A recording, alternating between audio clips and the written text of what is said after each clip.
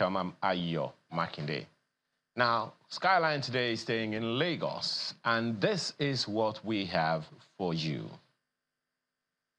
Look at it. Now, not too long ago, I think within the past 1 week, the state government, Lagos state government, put out that notice telling people that there is a need, some kind of travel advisory that for the next 90 days, there's going to be rehabilitation of the expansion joint on Odo-Iyalaro Bridge along Ikorodu Road, the road that leads to Maryland coming from Ikorodu, and after Maryland, when you're coming from Western Avenue, Funshaw Williams Avenue, and the rest of it. So this is what you have, and this is what has been building up over the past few months. The infrastructure around of Julius Berger, of course, building that Okpebi link bridge right there in that same axis. You'll see a bit of that in a moment or two.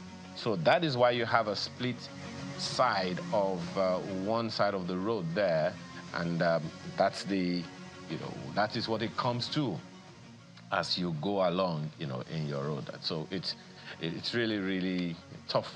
A tough one for many people. The advisory has been put out, and for those going towards Lagos-Ibadan Expressway, Alakpere, Ogudu, Third Mainland, and all of that, you just have to make use of alternative routes. If you do not know, Google is your friend, as we often say, and this bridge, this build-up is it's something that is quite significant, and a number of people are wondering what it is. Now, if you look beyond the bridge, right, all of this is happening both for this expansion joint and for that Okpebi Link Bridge that is being constructed right there. So this is what is happening in Lagos, which you left not too long ago, Chamberlain, and you also, Malkwe, this is what is happening in your Lagos, just so you know. If you mean by left not so long ago, like I came to visit and I left, perhaps. But yes, I've been in Abuja a while now. And for the life of me, for all of the years I lived in Lagos, for God's sake, I schooled in that place. I never knew the name of that bridge. I mean, I would have, when I saw the statement, I thought it was referring to some bridge in Ikorodu, like interior Ikorodu. I never knew that bridge was called Odo-Iyalaro Bridge. I would never have known that bridge just before Ojota, or the one, if depends on what direction you're coming from or going to. If you're going towards Ojota, just before Ojota bus stop, I didn't know that bridge was called Odo-Iyalaro. If you're going towards Maryland, it's on your way to Maryland. So quite an interesting thing. We've been saying that work had some work was going on for a few years now. Those equipment have been there for quite a while, and it does appear that perhaps momentum is picking up in that area. We cannot wait to see the work, what will come of it, and the sacrifices being made by Lagosians today to see that they have a better tomorrow. Chamberlain. When you speak about sacrifices, we're making it all our lives. Whether they are constructing roads or not, we're always making sacrifices. Man. But I mean, they already told you traffic will be, expect delays in your travel. But I usually always want to ask them whenever I had the opportunity, why can't they work at night? I mean, it used to, but there was a time when some of these construction, you go to bed, you get up in the morning, you see that certain areas have been done. That's how some of these things ought to be, to ensure that things work properly. So, but in any case, I mean, yes, we know that they've got to do what they have to do, but they also have to think about all of that, because time is money. So you waste a lot of time on your travels, the implication of all of that. So yes, mixed feelings. Yes, they have to do the roads, but is this the best that we've got here? And of course, too, I never even knew where that was. I just said, look, wherever it is, Ayo will tell us. Can we change the name? I mean, come on, if it was the name. Well, Ayo, aren't you going to do something about Odo-Iyalaro? Where is that coming from? Well, we must answer names like that. There must be some historical background, perhaps at the beginning of the bridge. Well, you have to do some research. I mean, that's one of the reasons that we are, we're here. under that bridge, if you remember, there is this, that we have this cane village. There was a cane, there was, but I don't know if it's still there, a cane village under that bridge. And I think it's because of the, tie and dye functions that happen there, or maybe still happen there. That is, arrow is what they use, for all those tie and dye. So if there is someone, if there ever was a woman there known for that location, and there is a road, there is a river just beside her, hey, there is the name. But I mean, we always give names circumstantially. Don't forget that Otedola Bridge was not Otedola Bridge until Otedola Estate got there, so, and it became famous when there was that fire on that bridge. So sometimes it's just for ease of identification of the areas, for Lagosians, that's the way I'll put it. And then I think they should also find a way to put up those updates on Google, so that for those who use that app, when you get there, you can get to see what's going on. Because most times, when these constructions are going on, you have no idea. It just leads you right into it. And thank God Google now has a voice, in our Nigerian local languages. I mean, it with our own accent, more or less. Otherwise, what you'll be getting is, now turn right to Ojo Iyalaro Bridge. I don't think that would make... You'd be wondering, where is that? Yeah. Anyways. All right, so quite a number of things we'll be playing out today. And guys, speaking about cybercrime, I have to just check. And I saw what they call the first ever cybercrime index. They said it was done about 3 months ago. And you know what? Russia tops that list. And then the other countries there, countries like China, US, yes, those countries are among the top cybercrime countries. So when you see them try to bash other countries who are way below that stats or that ladder, you just wonder. So US, China, Russia, they're way ahead of Nigeria, but unfortunately Nigeria is also on that list. So, but now that they're going to launch this National Cybercrime Center, yes, it's a good one, but the complaint that lots of Nigerians have when they go to police stations is, number one, they'll ask you, please, can you bring money? I want to go and buy biro. Are you, please, after you write your statement, this matter has to go to court. We don't have money to fuel or to even come and investigate anything. Would you provide money to go to court? So, yes, Cybercrime Center is good, but there are operational challenges that we think the authorities need to address. It shouldn't just be about cutting the ribbon. What about those real operational issues? Will we be asked to bring money to take the matter to court? Or is it that, do we expect that once you report your case to this police center, it happens just like that, they take it up swiftly? Because if it's online and cybercrime, time is money, time is of essence. The first 24 hours in any crime, they always tell you, is very crucial. Will we see that kind of mindset change? Well, I sincerely hope that, while we look to correct the operational issues, or that we do not import what already exists within the Nigeria Police into this new institution, while we look forward to that, I think that people whose job it is to perpetrate cybercrime had better beware. To be forewarned is to be forearmed.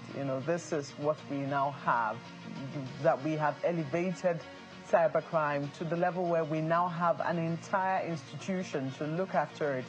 It means that we are taking this issue very seriously. But I sincerely hope that we will not just stay at the base level where we're just chasing, the petty peddlers. Even though, yes,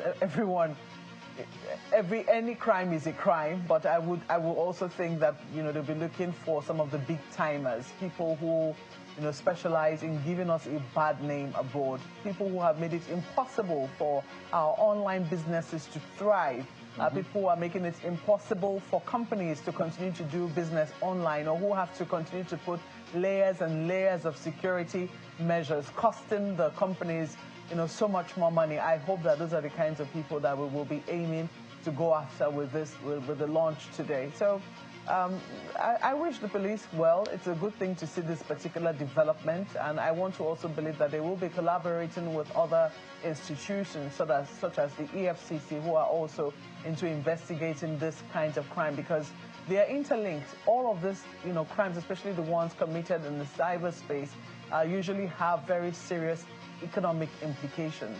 So let us. I think it's certainly a very positive development, and let us hope that in the following years we'll be able to say that this is what bringing about of this institution has been able to do for our country's image and also for the economy of the country. But one thing that you mentioned there, Mark, is that of capacity. The people that are being employed into the police now, if this is something that is going to be led by the police, better be tech-savvy themselves. I don't know if that is part of what, comes into the curriculum when they train them, but hey, it's a very, very crucial one if, as you said, sustainability is supposed to be a key issue. Now, don't also forget that at 10 o'clock this morning, Business Morning on Sunrise Daily will come, and right there on your screen is what the program is going to focus on: expectations from MPC decision, Monetary Policy Committee's decision. More on that at 10 o'clock this morning during Business Morning on Sunrise Daily. Now to the papers. Chamberlain.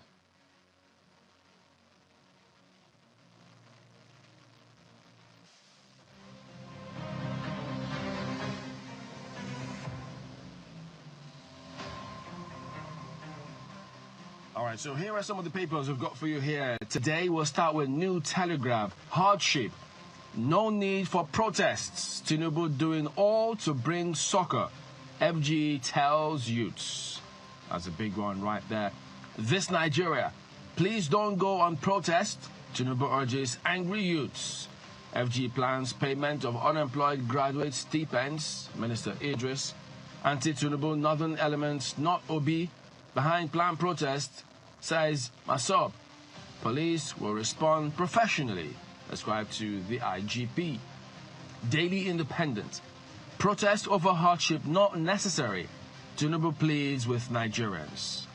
Leadership newspaper. Hardship. Shelf planned protest. Tinubu begs youths.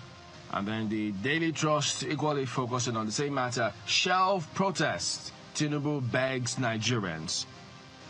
Okay, so from then on to economic-related matters, and blueprint. 50% levy in 2024 amendment bill targets banks only. This is ascribed to federal government and NAS. Decision may put future investments at risk, ascribed to experts. CBN commercial banks appear before lawmakers today. Yeah, that's what you see right there. And then the Guardian newspaper focuses on inflation. Weak fiscal support pushes CBN to further rate hikes, credit squeeze. And the Daily Times. Senate on amendment approval galore. Approves 70,000 naira minimum wage. Amends Police Act. Extends IGP's tenure till 2027. Passes 9.3 trillion naira 2024 appropriation amendment bill. The Nigerian News Direct follows up on this ongoing feud. Why FG must support Dangote? Man, Otedola additional speak out as reps urge President Tinubu to suspend NNDPRA boss.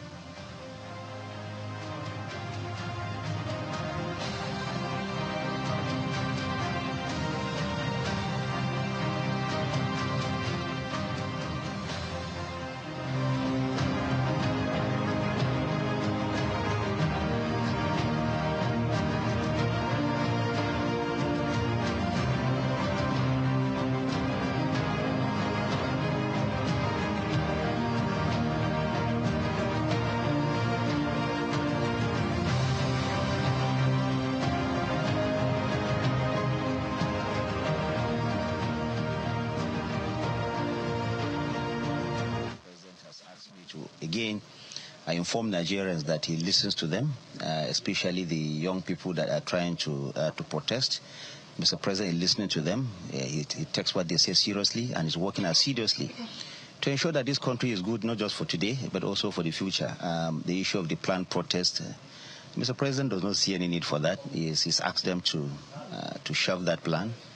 He's asked them to await government response to all their pleas. He has listened to them, like I said, and a lot is happening. Only today, the National Assembly has expeditiously passed the new national minimum wage. You can see how the president is working. It was transmitted only yesterday. Today it has been passed. A lot of other interventions that the president has also put in place are also going to be looked at expeditiously in the interest of Nigeria. So there's no need for strike. The young people out there should listen to the president and allow the president more time to see to the realization of all the goodies he has for them. For example, you saw that the federal government approved grains for and rice for state governments. It was delivered to them expeditiously also. The federal government is not, like I said that the other time, that it is not the necessary first step. Government is going to continue in that direction, supporting them and ensuring that whatever intervention that the federal government has put in place go to those that should benefit. It is very important that that is being put out. Federal government is looking at strategies to ensure that every intervention goes directly to those who benefit from those interventions, not middlemen. Yes, welcome back. We've got Mr. Adebayo Shuti here with us, a senior advocate of Nigeria, former senior advocate. Okay, sorry, senior lawyer, former Attorney General, Commissioner for Justice, very senior lawyer for decades, as a matter of fact, and also a lot of people will remember this one, former Minister of Communications. Thank you. And you've also been in the House of Reps. House of Assembly, 7983. Been everywhere. Good morning. Thank you for coming on today. Good morning. Well. At the moment, this call for protest appears to be growing. And so for you, is it understandable that people are calling for protest?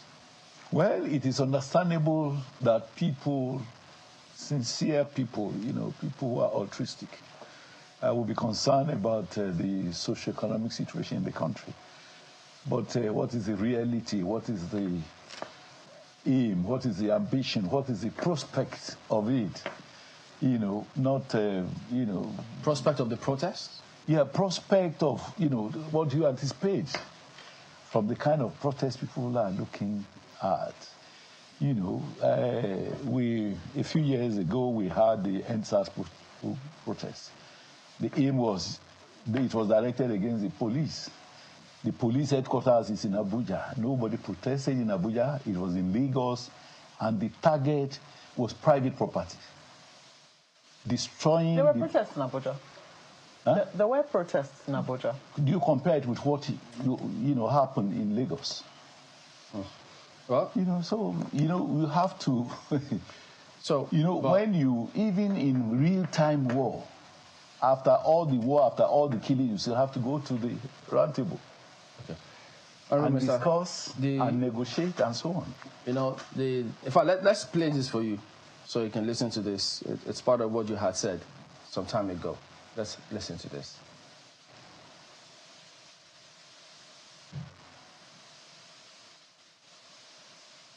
We are all going through hard times, including me. I always admit, because I don't work for government, I don't earn anything. I'm as common as any other Nigerian. And we go through this, going through the same market and all of that.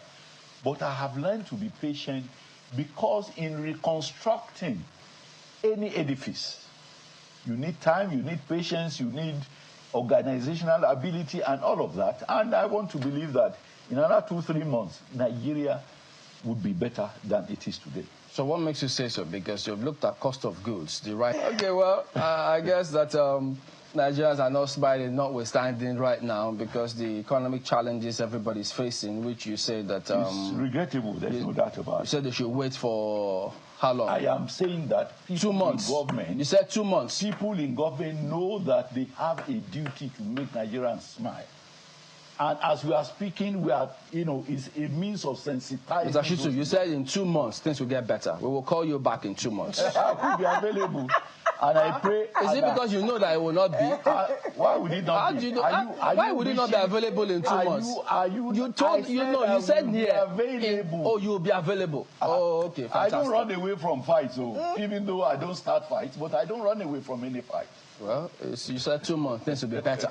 So by the grace of God. We hope to get back to you, God willing. Everybody will be alive at that time. By God. Mr. Adeba Ashut is the former Minister of Communications and former Attorney General and Commissioner for Justice. So, do you think they're better now? Well, things are improving, I believe, and I want to assure you that the Nigerian project is work in progress. But 2 months ago, exactly. Let me say this. We must look at what led us to the stage we are in today in Nigeria. It didn't start with the Tinubu administration. Okay, but is that you admitting that the stats are worse than 2 months? They've gone further south. Certainly. The statistics have gone further south. Government has not been, for instance, today, before now, we never had net fund. Students' loan, a scheme. Today we have a number of projects which are capable of bringing about employment are already in place. Look at the magnitude, for instance, of the Lagos-Calabar Coastal Highway, which will bring in a lot of jobs. Look at the prospect of the Calabar. We're talking about the cost of living. It is. And it's not any better today. Exactly 2 months after you came. Now, I don't have the statistics. I'm sure you don't also have the statistics. Price of commodities. Bread. May 7, 2024, 1,400 naira. July 24, 2024, 2,000 naira. Between 2,000 and 2,500 naira. What caused that? Tomatoes per basket. May 7, 2024, 16,000 naira. July 24, 20,000 naira per basket. Gari per 50 kilogram bag, May 7, 24,000 naira. July 24, 30,000 naira. Pepper, May 7, 15,000 naira. July 24, 18,000. So what has government done to create these increases? Because you see, the Nigerian situation and Nigerians, we're very complex people in the sense that a lot of these things. Are you blaming Nigerians now? Of course, it's not. Is it government which has brought about the increases in the cost of, rice, in the cost of, tomatoes and all of that? We are all, guilty one way or the other. We all contribute to it. Nigeria is one place where we stand here, we see, policemen leading a thief, by the road, away. And those of us saying, thief, ole, ole, ole. You find us in a position to steal, and we are doing exactly the same thing as the person we are calling only. And that's part of the Nigerian factor. When you say Nigerian factor, a lot of people don't understand what Nigerian factor is. It is us as Nigerians who, more often than not, do not have moral rectitude. We take advantage of every situation. So, are you saying the government would deliberately want to see Nigerians suffer? This is like you blaming Nigerians for electing this government. Let me tell you, how would I blame Nigerians for electing the government? We had an election. How many Nigerians do we have? We have more than 200. Before this government came in place, yes, these prices were way lower than so this. How has government from exchange rate to everything? How has government, tell me, we are all Nigerians. How has government impacted on these prices? The price of gari, the price of rice, the price of all of that. Are you deliberately saying you do not know that when the president announced the subsidy saying subsidy is gone, which is central to a lot of things here, and then floated the currency, things nosedive? I am conscious enough, I've been in government, and I'm conscious enough to know some of the causes of the tribulations we are in. For more than 30 years, we have had 4 refineries in a state of comatose. Year in year, government continues to pump in money, and this money goes to down the drain. And we keep, it's like as individuals, if you are earning 100,000 naira a month and you have a family of about 20, that 100,000 cannot, be enough to maintain. So you keep borrowing. For how long do you keep borrowing before things get haywire? The person borrowing you money at a stage, it will become such a situation that you wouldn't even get money to borrow again. We know people who go to the bank, when they borrow and they cannot pay, we know the consequence of it. Their properties are sold off. I have blamed governments over the years for the state of our refineries. Are you blaming this government? This government has not contributed to the state of our refineries. What it is doing rather is to ensure that the refineries are brought back to life. I was in the Buhari government for the first time, and I know that we promised that we will revive the refineries. Unfortunately, in the first 4 years, we couldn't revive it. I left government even after government has not been able to. You also promised 40,000 megawatts of electricity, not even 1,000. Well, unfortunately, again, these are the things we should look at. So if all of that has happened, do you blame the Tinubu government? The Tinubu government came in to try to revive, and I believe in the seriousness of this government to do things differently. So it's not about government. And if it's about government, constitutionally, we would criticize and wait for 2027 to vote them out, if by then they have not been able to rescue Nigeria. But we cannot continue to look at the current government and say that they are the cause of everything that has happened in the last 30 years. So what are we supposed to do? We just sit back? We have a National Assembly. We are all represented in National Assembly. Government is not about the executive alone. There are three tiers, three arms of government: the executive, the legislature, and the judiciary. The responsibility for our well-being is in the hands of both the executive and the legislature. So, because all of us have representatives in the legislature, if we think that government has not been able to live up to our expectation within the last 1 year, of course we put pressure on our legislators to also, put in their best. But you see, taking laws into our hands, like people who want to protest want to do, would worsen the situation in this country. How is that taking laws into our hands if people go to the street to protest? Well, they have a right. I'm a lawyer. They have a right to protest insofar as the protests are not violent. People started protesting in Kenya in the name of having, free and fair protests. At the end of the day, what did it turn out to be? The last EndSARS in Lagos, more destruction was to private property. But you know that people in your party today played very big roles. The images are there for everybody to see. What role did our party men play in a destructive manner? It was intellectual, arguments. So who says this one will not be? Well, let's wait and see. But, I would use this opportunity to say that every right has a limit. If you think you have a right to protest, you are welcome to protest. But what manner of protest are you going to engage in? You say if you think. You say if they think. No, that is the motivating factor. They think they have. I concede that to them. Don't they have a right? I concede that they have a right. I concede everybody has a right to protest. But in protesting, your rights are limited by my own rights, are limited by other people's rights, and are limited by the law of the land. I urge that whoever wants to protest, if they still feel protest is the solution to the current problems in this country, let them go ahead. I hope that the security forces would ensure that the protests remain as free, as fair, and destructive. It's not an election, sir. You talk about free and fair. What they usually speak about protests is that it's violence-free. But violence-free. That's basically a peaceful protest. It's okay. But I think that people do have their, they are very well entitled to expressing their grievances according to our Constitution. I concede that, of course. I'm just a little curious, because it's interesting that, you're appearing a day after, even if my colleague wasn't going to read out, the prices of things in the market, which is really how it concerns all of us.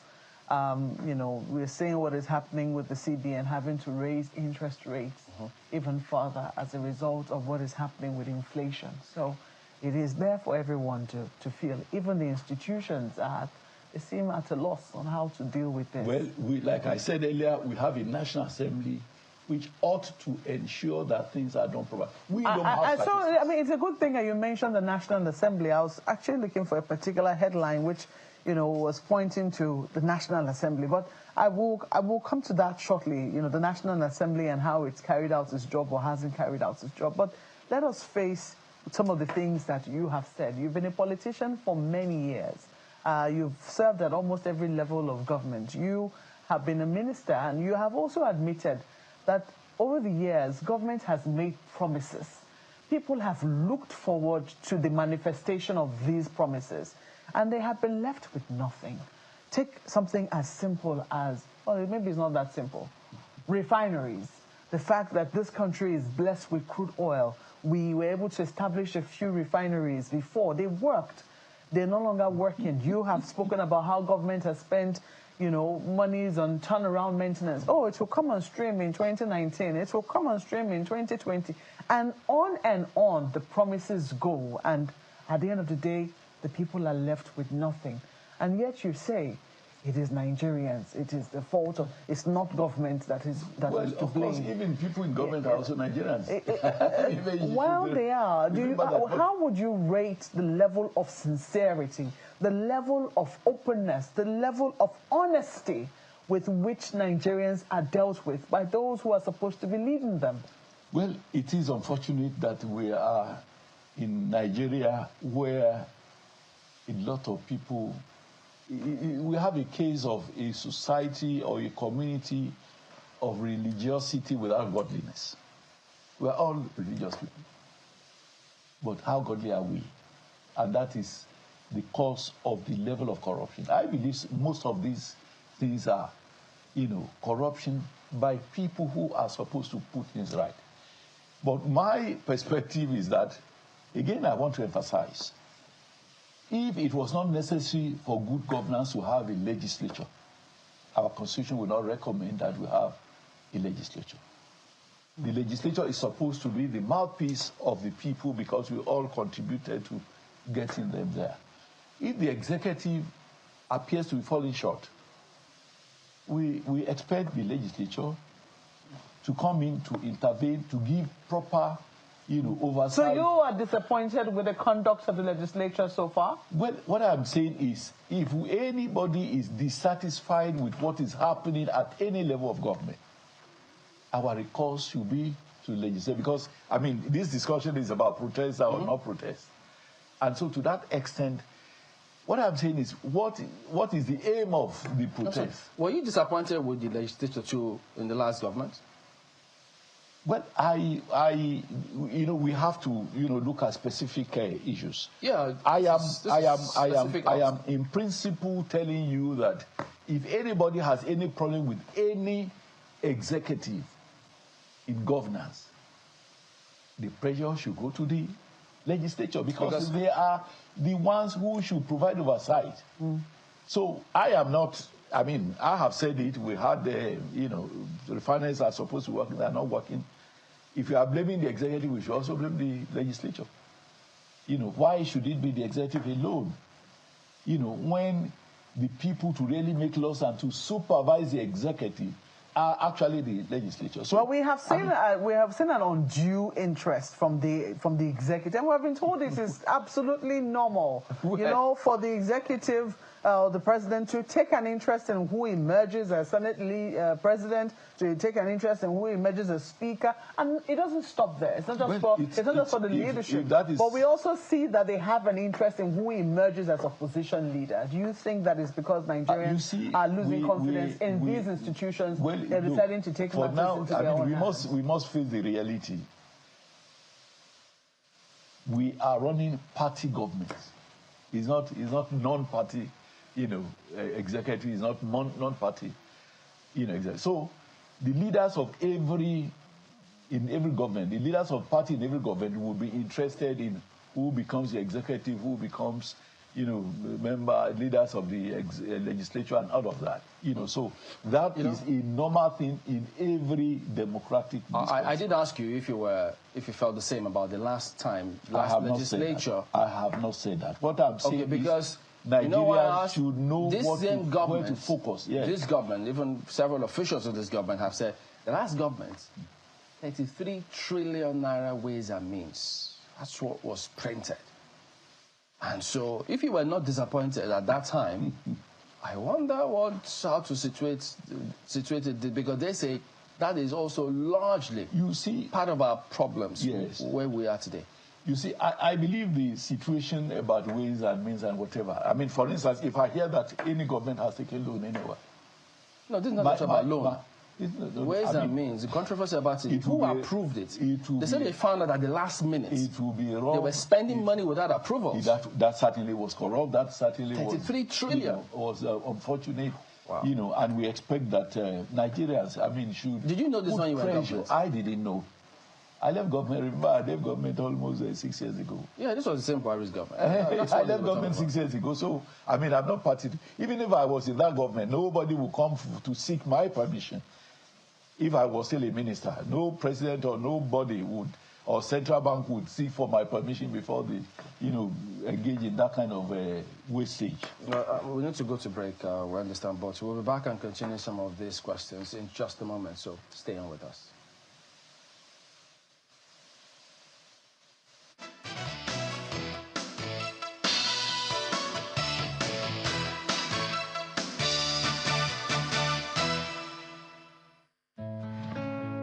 The future belongs to the dreamers, to the doers, to those who are not afraid of the side hustle. It's for those who are ready to turn their passion into something big. And to help keep you revitalized and inspired, Top Tea is with you every step of the way. You are made for more. Find your inspiration. Top Tea, big round bags of flavor. The Nigeria Police Force, as a proactive security agency, has restructured, upgraded, equipped, and deployed experienced personnel to the Cybercrime unit for effective service delivery. As part of the upgrading aimed at ensuring the safety of the cyberspace, the Nigeria Police Force invites the general public to the official commissioning of the ultra-modern and digitalized office edifice of the National Cybercrime Center, along with armored personnel carriers and Nigeria Police Resource Center. Date, Wednesday, 24th July 2024. Venue, Diplomatic Drive, CBD, Abuja. Time, 11 a.m. Special guest of honor, His Excellency Asiwaju Bola Ahmed Tinubu, GCFR, the President and Commander-in-Chief of the Armed Forces, Federal Republic of Nigeria. Guest of honor, Senator Dr. Ibrahim Gaidam, the Minister of Police Affairs. Chief host, IGP Kayode Adeolu Egbetokun, PhD, NPM. The Inspector General of Police. Announcer, ACP Olumuyiwa Adejobi, Force Public Relations Officer.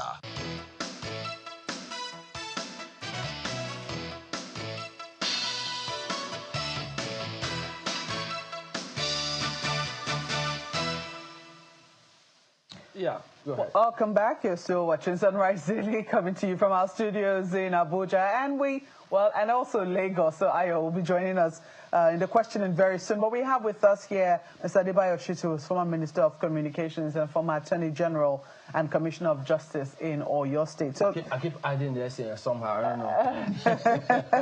He's a very senior lawyer, so that's okay. Let's look at this. You've been talking about how the National Assembly and how if people have grievances, the National Assembly is where they should go to. The last assembly, the 9th Assembly, was many people dubbed it rubber stamp because, I mean, as we're now beginning to see, so many infractions were committed within the executive arm of government, and it was seen that the National Assembly was asleep. We even saw a debate on the floor of the Senate where it was now, you were there, I was not there, you were there, I was not there. We saw that happen live. Today, what we're seeing, this is the front page of the Daily Times this morning. The Daily Times says, Senate on amendment approval galore. That's the front page of Daily Times. Approved 70,000 minimum. It seems everything the president has taken there. We haven't really seen any debate or any real. I mean, the president has taken how many budgets for amendment? You're asking for extension of 2023 budget, asking for another how many trillion to be added to, you know, the 2024 budget. We haven't seen a rigorous debate. So when you say that the people, they know what it is that they feel. And they believe that if, the National Assembly had perhaps taken this up, because ideally, if the people's representative, they should have felt this and they ought to have been better scrutiny. If we presume that like you are trying to establish that the National Assembly is a rubber stamp, what is the alternative? Is it violence? Is it destructions? Is it, what? It will be... Why are you so sure that the protest is meant to be destructive? Well, okay, because there has been a precedent. This is not the first time we're protesting, There have been or Nigerians have protested. to the kind of, protest that we have had. Which precedent? The NSAS is a very good example, and it's not too, the NSAS is one out of many protests that have been held in this country. Let us wait and see, and I hope, even the security forces, they will be on the watch out for any infractions. I'm not against anybody protesting. It's a constitutional right. Honorable Minister, well, you're not a former Honorable Minister. I want to say it clearly looks like you are. Because you have fears that it's going to be violent. Well, because, we have been looking at trend of events in this country. And I am saying, if you are doing something, there must be a goal to it. Do we look at the trend in 2012? What happened in 2012? When this Occupy Nigeria protest was going on. Yes. Look at all those people who were addressing Nigerians there. Look at it. They called a rally. Nobody can forget this image. Look at this. This is the same thing they were talking about. When the government at the time wanted to remove fuel subsidies, they were all over the streets, different parts of the country. Lagos was almost, they call it the HQ of the protest. Whatever protest is coming up within the next 1 week, if they can be as decent as these Occupy Nigeria people, even in 2013, President Buhari, Chief Bisi Akonde, even the president, they were all protesting against Anambra governorship election. They marched down to INEC office. They said they needed to protest. The government cannot say, oh no, apprehensive about protests. You have all done it before. We have all done it before. I am saying, okay, let the standard be the same as what we have done in the past. If it is limited to that, no problem. Everybody can protest. But let's not forget the issues. The crux of the matter. The cost of living is astronomically high. We are all affected. People cannot afford so many. Are those in government affected? That's a big question. That's a big question. Are those in government? From what we hear, from what we see, we begin to question, what they prioritize. What are your own suggestions? Suggest to government, suggest to Nigeria. You were elected. All of them were elected. I'm not elected. I'm not you are a member of the APC. Does the APC have conversations amongst its members? Does it call the leadership? Because we understand the party is supposed to be bigger than the officials that are elected on its platform. Does it call them to say, look, these are some of the things that the people seem to be upset with? The kinds of conversations we're hearing around buying a new private jet, and I pray that a lot of party leaders from across board are also listening to this. If we have suggestions to make, let us make these suggestions so that people will be guided, whether in the party hierarchy, whether in the National Assembly. The APC was the one that campaign. It doesn't they matter. Campaign. Is it only APC that is in government? Is it only APC? Are there no levels of government? Are you exonerating completely people at the state levels? And even at the National Assembly, there are, APC members. But overarching policies that have caused the current quagmire we're in has been taken at the federal level. True or false? Is it not about the removal of all subsidy? You can answer that. What else? Apart from that, it is that people, a lot of people have taken advantage of. And I am saying over the years, we keep postponing the evil day. For how long can Nigeria continue to borrow money to subsidize one, component of our lives? Is that a question for the president? Because he's the one who takes that decision. He has taken a decision because he felt that Nigeria cannot continue to be borrowing to subsidize. Honorable Minister, and my ambition, my aspiration, and my prayer is that we should, as soon as possible, either from the private sector-led refinery or the government one, let us get our refinery. So while you talk about it is interesting that you're saying that how long will we continue to borrow to from what we understand subsidies back.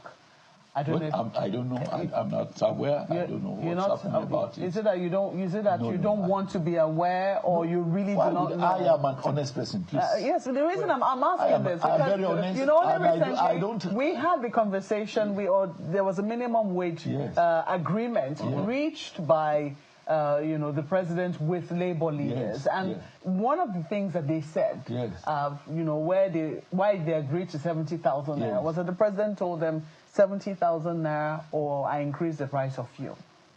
Well, if you insist on your 250,000 naira, which is an indication that somehow the reason why the price of fuel has remained stable in spite of what is happening in the forex market. That's the way you look at it. I don't have all the facts. I don't have the facts to be able to conclude one way or the other. But what I do know is that over the years, we had been borrowing subsidy. And I mean, it's a very clear thing to understand.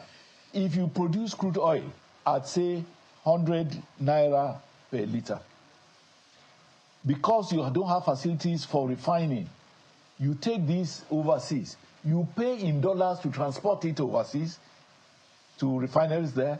You pay in dollars to refine there. You pay in dollars to bring it back. Can the cost of that 1 liter fuel remain 100 naira or even 200 naira? So unless and until we're able to refine locally, and that's why I'm complimenting Dangote, and I urge that everybody should give Dangote refinery all the support so that for once we can stop exporting our crude oil for purpose of refining to bring it back, because it will certainly add to the cost of it. If we don't want to add the cost, then we must subsidize. If to subsidize, you have to take Chief Shitu, perhaps, it's not just, my apologies, sir, perhaps it's not just Dangote now. I understand that there are a number of others that are also in that tail, Walter Smith and there are a few other refineries such as that. But you cited something about, how people are reacting to all of these things the other time, and it just brought up an issue on my mind. Maybe there is a challenge in the way government is communicating itself to the people or its ideals to people.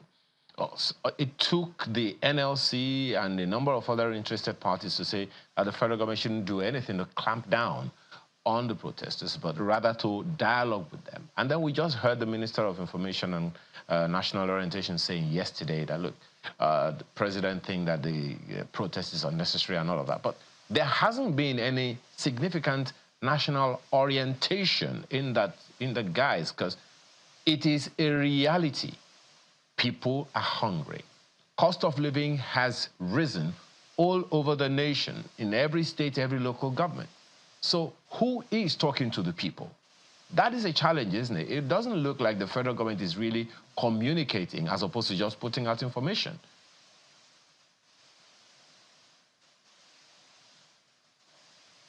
Well, I'm not in a position to defend the federal government because I'm not in the federal government. I don't know who is communicating. I don't know whose duty is to communicate.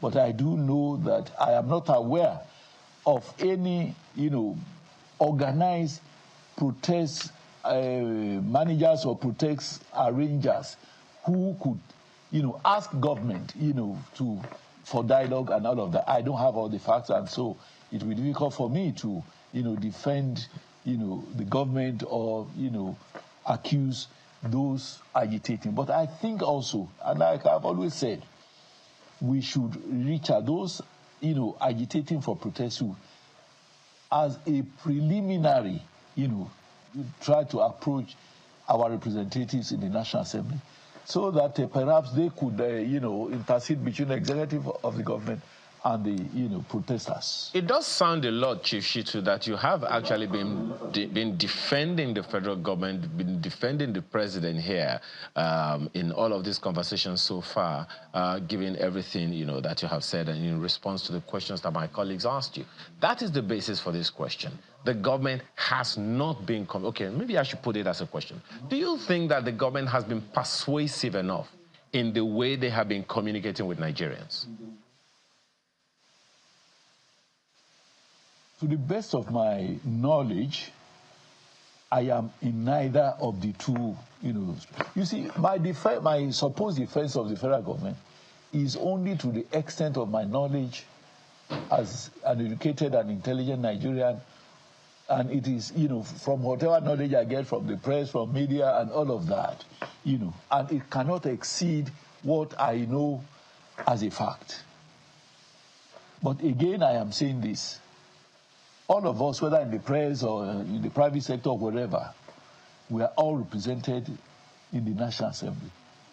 And to that extent, I believe, and perhaps I should also use this opportunity to call on the leadership of the National Assembly to be proactive enough to ask those interested in discussions or dialogue to approach it so that we could have a starting point to ensure that Nigeria, our common patrimony, is sufficiently safeguarded from going down the drain, as it were.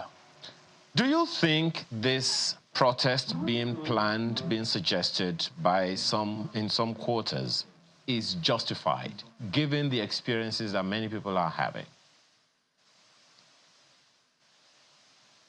I have said it over and over again. I'm as negatively affected by the current socioeconomic situation as any other Nigerian. Notwithstanding the fact that I've been a minister before and so on and so forth. People have always said, but you were a minister. I said, look, do I still get paid even after I've left office as a minister? No. So to the extent that we all want a stable and continuously improving Nigeria, every good idea that we can bring forward, for people in government to listen and to try to engage in, I'm in. You can count me in. Yeah. Well, you mentioned governors the other time. Look at this information that Mr. Femi Falana, senior advocate of Nigeria, put up at some point in response to some of the issues that have been raised. He said, as you can see, August 1 is still a long way away, and he understands that the government is going to address the nation. We're still waiting for that. But he also said this very important thing. It's also important for governors to come out and let the people know what they are doing to address hardship in the country, which nobody is denying. You have been in government at the state level before. What do you think is holding the governors back from addressing the people in their states as opposed to just waiting for the federal government? Well, it's one of the escapist tendency of many people in government, particularly at the subnational level. Even they, in their private discussions, will say, it's the federal government. They won't, admit to the fact that, they are as, guilty as any other level of government. For instance, we know what has been happening to, local government funds. You see an average local government, for instance, being, giving maybe 300 million naira per month, only for some governors to try and, corner the money and perhaps give out 10, 15 million to local government. But because it is the governors who more often than not nominate or impose, local government chairmen. The local government chairman cannot protest. They cannot even, be heard, speaking aloud. So I want to say that both at the national level and at the state level, our legislatures should ensure that their voices are heard, should ensure that they play intermediary roles to bring society and the executive, to a roundtable conference for the purpose of getting, fresh ideas if they, do not have, good ideas to unleash on the society. Mentioned local governments, because I was going to go there. You were Attorney General and Commissioner for Justice in Oyo State.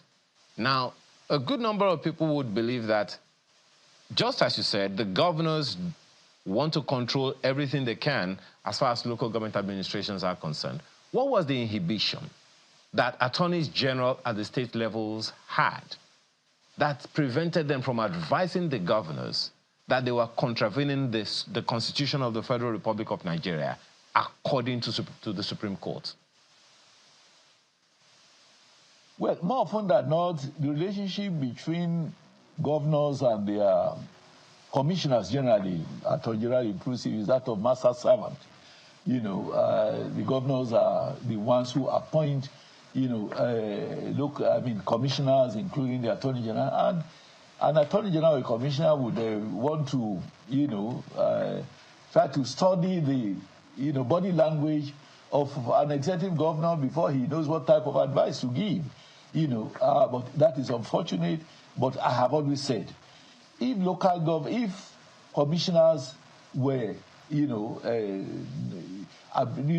nominated and appointed by governors, legislators at the state level are supposed to have been elected, if indeed they were elected.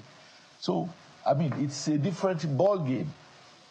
Legislators at the state level, just as at the national level, should remember that they are in the various legislatures as representatives of the local communities, and to that extent should properly and adequately represent, the people in being the spokespersons of the people at the governmental level.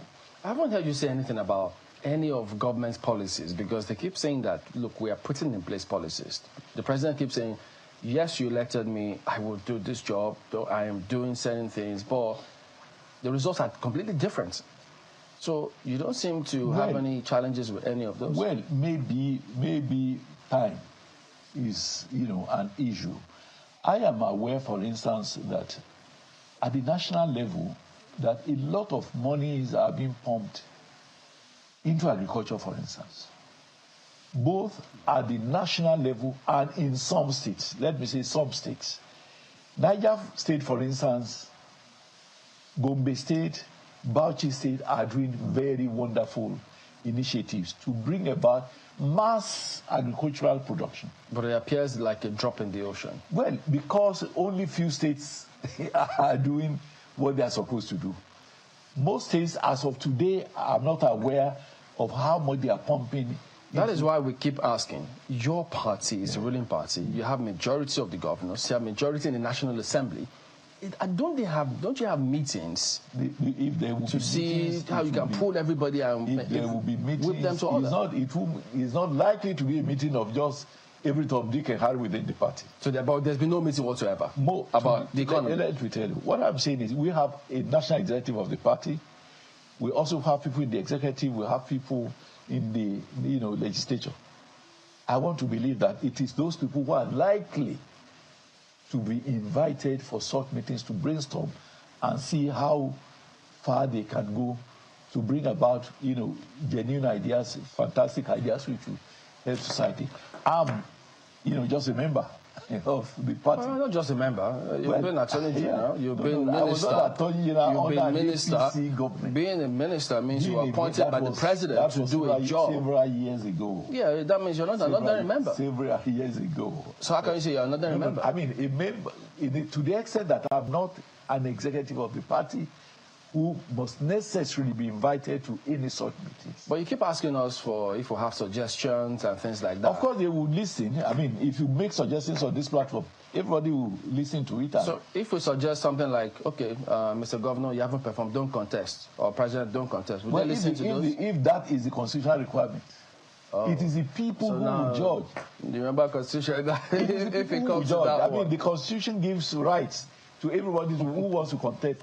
But it is for the people to decide whether he's fit. So the suggestions are conditional. They are clauses. Look, if I listen to you on the platform like this, it goes into my brain. I keep, this suggestion is fantastic. But if I have opportunity to implement it, I will certainly utilize it. I don't know if I know they say once bitten, twice shy. So I won't ask you if you want to promise if things will be better in the next 3 months. Well, I am praying. So, it is, like I said, it's work in progress. People in government, particularly I know of our president, he will not be happy that people are suffering. But there is no magic one to, like it's often said, Rome was not built in a day. The damage of about 30 years will require time to fix. We need the refineries, all our refineries to work. All the modular refineries, including Dangote's refinery, should also be supported to start work immediately. So the thing about all of this is whether the thing work or not, Politicians will come again and campaign again with the same promises. Politicians and Nigerians, the people will decide who to believe and who not to believe and who to vote for. There you go. Mr. Debayo Shitu, former Minister of Communications, thank you for your time this morning. Thank you so much for bringing me here. Business Morning on Sunrise Daily comes up now.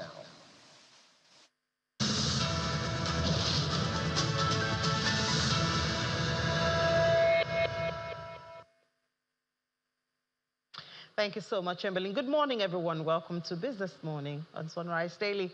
We do business for about 30 minutes, beginning from the global space. Oil prices rebounded on Wednesday, snapping 3 straight sessions of decline as falling U.S. crude inventories and growing supply risks from wildfires in Canada boosted prices. Taking a look at the number, it's up 40 cents. That's about 0.5% for Brent, $81.41 a barrel. Remember that earlier this week we had more than this. What about $82, $83 for Brent? And then there was that drop 3 sessions. And now we see a recovery right there because, unfortunately, of that wildfire going on in Canada. For WTI of the United States, it dropped even further. It's now $77.36, but recovered about 0.5% of that. And yes, the U.S. crude oil, gasoline, and distillate inventories fell for the 4th straight week in the previous week, and that's according to market sources that are citing American Petroleum Institute. This reflects steady demand in the world's largest consumer of oil. Of course, that wildfire in Canada is also supporting prices. The fires have forced some producers to curtail production and are threatening a large amount of supply. Oil prices fell to a 6-week low on Tuesday, with Brent closing at its lowest level since June 9 on ceasefire talks between Israel and Hamas in a plan outlined by the United States President Joe Biden in May and mediated by Egypt and Qatar. We come to Nigeria yesterday. Of course, we had that MPC decision, and we've had a lot of intervention from the central bank. Unfortunately, in spite of all of that, after just 1 day of a positive close, the Naira is back on the negative trend. Yesterday, it went down 3.23%, opening at 1,500 to close at 1,548 Naira 76 kobo.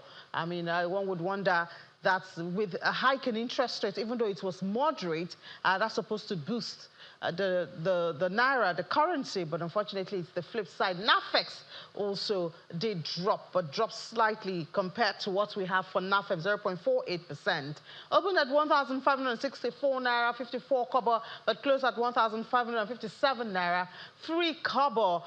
We're seeing perhaps more intervention from the central bank. As the central bank governor said yesterday, the foreign reserve is on an upward trend, so that empowers the CBN to intervene even more. But it seems the more they intervene, the more it's been taken out of that, and we see the drop in the Naira. We hope for a permanent solution to that. Now, talking about permanent solutions, boosting exports, is it? Right. So 200,000 tons of cocoa per annum is Nigeria's production now. And that has moved Nigeria from being the 2nd largest producer of cocoa in the country, globally, I meant to say, to the 6th. This unfortunate situation, according to the chairman of Cocoa Processors Association of Nigeria, Mr. Felix Oladunjoye, will get worse with the proposed export regulation by NAFDAC. Mr. Oladunjoye, who was speaking to journalists in Lagos, believes that the proposal is a duplication of efforts and functions that are already being carried out by other government agencies. The body is a body of manufacturers engaged in processing cocoa beans and is asking for a quick intervention on the matter. And finally, no rain fell in most of Ivory Coast's cocoa-growing region. NAFDAC proposed export regulation 2024 will kill our businesses and non-oil export because the agency lacks infrastructure and human capabilities to regulate numerous Nigerian sea and airport export transactions. Nigerian foreign exchange inadequacy will suffer more under the new NAFDAC export regulation. We, as a heavy investors in the cocoa manufacturing sector, we have investment of over 500 billion in machinery or whatever, all across various factories in Nigeria. As of today, out of the over 15 factories that were licensed from 1986 to add value to our raw cocoa that have been exported and been subjected to manipulation by international market through various facilities, only 4 are in operation.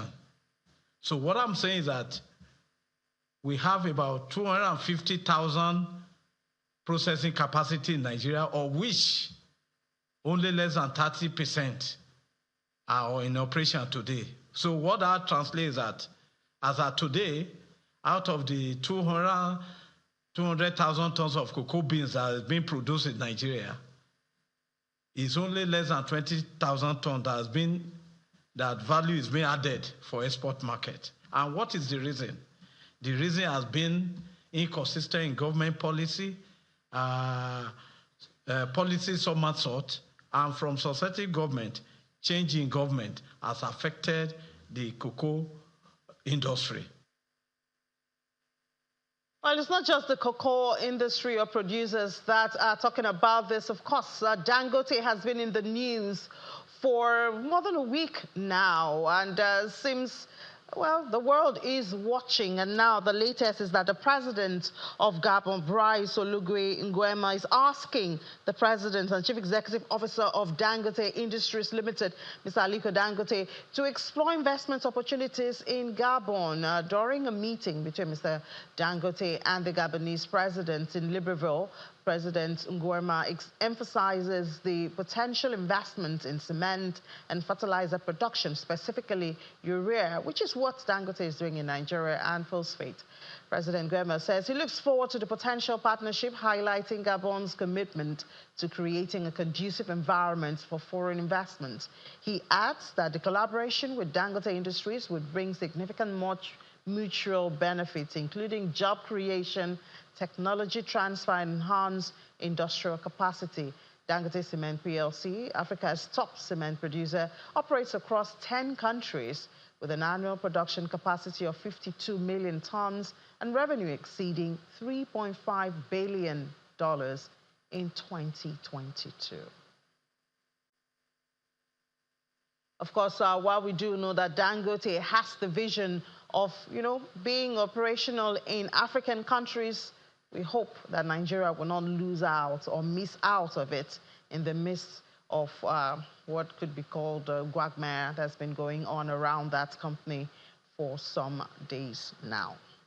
Now, it's another hike of the monetary policy rate at the end of the 296th meeting. Yes, it was yesterday. Well, the increase this time is modest at 50 basis points compared to previous hikes. The impact of further squeeze on the real sector is recognized even by the central bank governor, Mr. Laimi Kaduso. Mr. Kaduso promises that as a regulator, the bank will be more attentive to implementation of policies needed to achieve desired results in the economy. For the 13th time, the Monetary Policy Committee of the Central Bank of Nigeria has displayed its hawkish stance, but this time by a moderate 50 basis points hike on the monetary policy rate. This makes the MPR 26.75% from 26.25%. Cash reserve ratio retained at 45% for deposit money banks and 14% for merchant banks. The meeting also retained liquidity ratio at 30%, while the asymmetric corridor has been adjusted to plus 500, minus 100. This is hinged on monetary policy gaining further traction. With food remaining a major factor of Nigeria's increasing inflation, the meeting has spoken on the need to watch the drivers. In its consideration, the committee noted the persistence of food inflation, which continues to undermine price stability. It was observed that while monetary policy has been moderating aggregate demand, rising food and energy costs continue to exert upward pressure on price development. The CBN governor also emphasizes the need for collaboration between the monetary and fiscal authority, even as he applauds the recent move to ease food prices through removal of import duties. However, this has been perceived as a short-term measure. I think we need to think about the real issue. What do we need to do to be able to boost food production in Nigeria? That is what we need. We have so many research institutes in Nigeria talking about yield. I can't even see what they've done or what they've delivered in the past years that we've had them. We've talked about infrastructure, transportation. Now, even if you produce the food, how are you going to take the food down to where the food is needed? We talked about storage. We've talked about how much losses we're incurring, right? And so we need to focus on infrastructure really and truly. As the meeting watches out for the impact of the 50 basis point increase, they note with pleasure some positive macroeconomic indices, which includes increase in diaspora remittances, which is at $2.34 billion, as well as in capital importation, which stood at $5.92 billion as of June 2024. The CBN governor, Mr. Cardoso, says this is encouraging and a motivation for the regulator to remain intentional in not just policy pronouncement, but also implementation.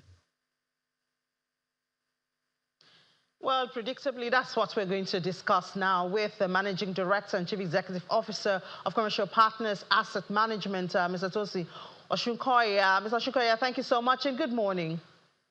Thank you very much. Good morning. Thanks for having me.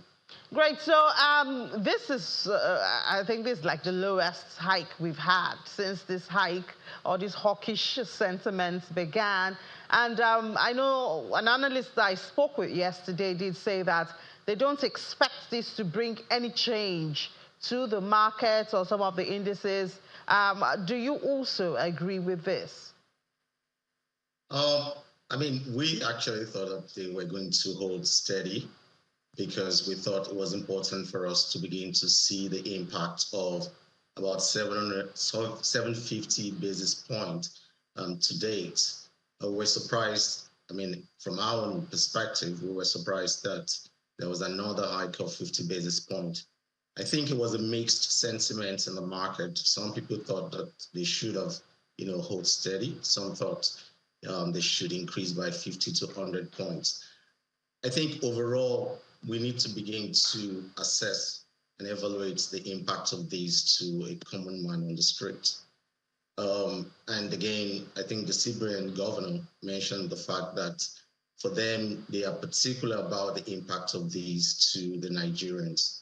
I think that there must be a mechanism that checks or evaluates how this impacts everybody in Nigeria.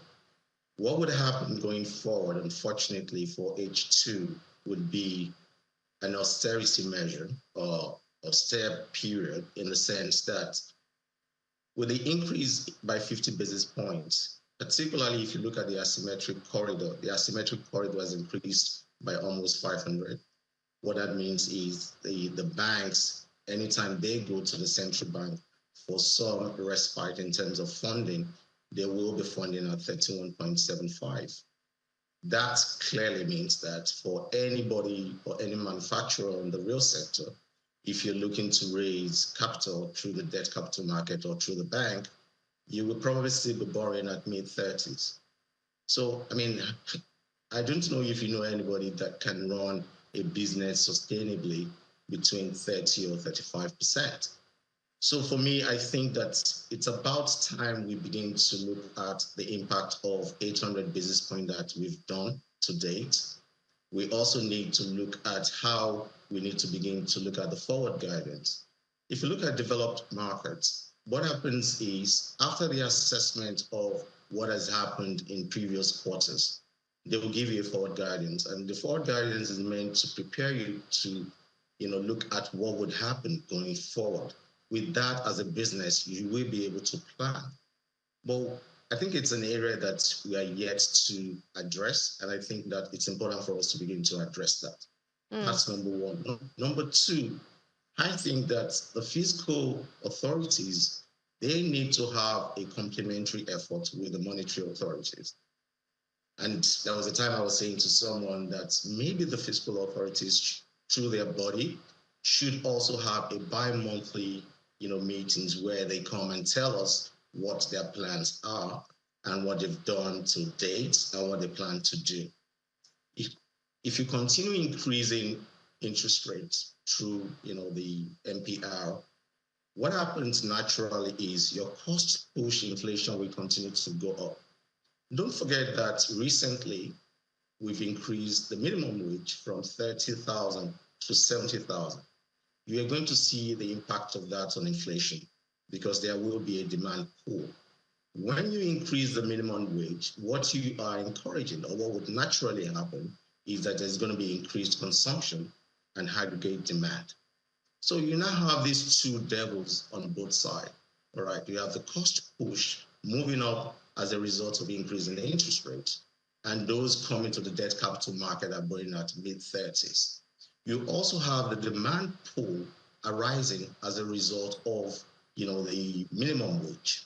So those are the two things that I think that we will be battling with in the next few months. And don't forget that the FX situation is still unabated. Yes, there's been a convergence between the black market or the parallel market and the official market, but we are still struggling with addressing, the movements of the exchange rate, because yesterday I think it closed around 1,680. So you ask me, even if you've, done a palliative, which is a temporary palliative of a duty-free importation of certain commodities, that is just a quick win, okay? What would happen after 180 days? What would Nigerians be looking forward to? The major issue with inflation, outside of those two areas that I've mentioned, is the food inflation. And the food inflation, you need to arrest that situation by looking at the security around it. So perhaps if bi-monthly, the fiscal authorities through the Ministry of Finance and other bodies, they come together and say, oh, we have the security architecture to address security issue around agriculture, and we have plans to put the right logistics and transportation channels to bring goods from the market, from the farm to the market. And you can, highlight all these plans, and Nigerians can see that truly you have a plan in place. All right. That would instill confidence inside and help, moderate inflation going forward. All right, Mr. Osho. So I believe that perhaps the central bank governor, because he did mention this issue of the fact that there needs to be a coordination between the monetary and the fiscal authorities. He did talk about the fact that they are conscious about how the policies affect the man on the streets. He did talk about, obviously, the issue of food inflation, which security is a major driver. But I guess the frustration of the central bank would be that they're very limited in the instruments available to them, and so they're just using it. So how do you see moving forward now, how we can boost this coordination that is needed? And perhaps, as you suggested, if we have a bi-monthly, a monthly meeting, or, conversation with the fiscal sector, perhaps that could also bring some light into the plans and the issue of security when it comes to do with food. Yeah, you are right about the fact that the central bank, unfortunately, they are running out of arsenals to deal with, the inflationary pressure. Okay, I think they are. I could also see that they are trying as much as possible to limit the number of hikes or the size of the hike, right? So the last one compared to this one, which is just 50 basis points, they're also beginning to feel that maybe the hawkish stance is coming to an end. But that concerted effort between those two hands of government must be heard, and at the same time, it must be transparent. Okay, because if you ask anybody, even within those of us that are sophisticated in terms of the financial and economic, issues, we don't see the handshake between both of them. It's as if they are working in silos. And I might be wrong. But when they come together, it's important for them to be transparent with this process, and everybody should see the impact of it. The same way you look at, all the efforts they're bringing together and the measures, there must be a mechanism to monitor the impact of that. I mean, if you look, for instance, the U.S. government or the U.S. economy, anytime there's there's an action by the Fed, you see the impact on certain data points from job data. You see impact on retail sales. You see impact on PMI, which is the manufacturers index. You see the impact of that, and they're able to measure the impact of what they've done to the results on the streets. And that is because of the concerted effort between those two bodies. But we're not seeing this. So my advice would be that going forward into H2, let them have a plan where they come together and show us a transparent process where both of them have a handshake and they have plans to carry us to where we should be. For me, inflation is not just something that you can abate with all these monetary issues. There must be some effort coming from the fiscal side. All right, Mr. Oshukoya, Mr. Tosin Oshukoya, the Managing Director and Chief Executive Officer of Commercial Partners Asset Management. We thank you so much for sharing your thoughts with us this morning. Thank you for having me. Let's take a break. When we come back, we'll look at how the markets are viewing this 50 basis point, but I think they'll be looking more at the asymmetrical adjustment that was made yesterday. That's after the break. Stay with us.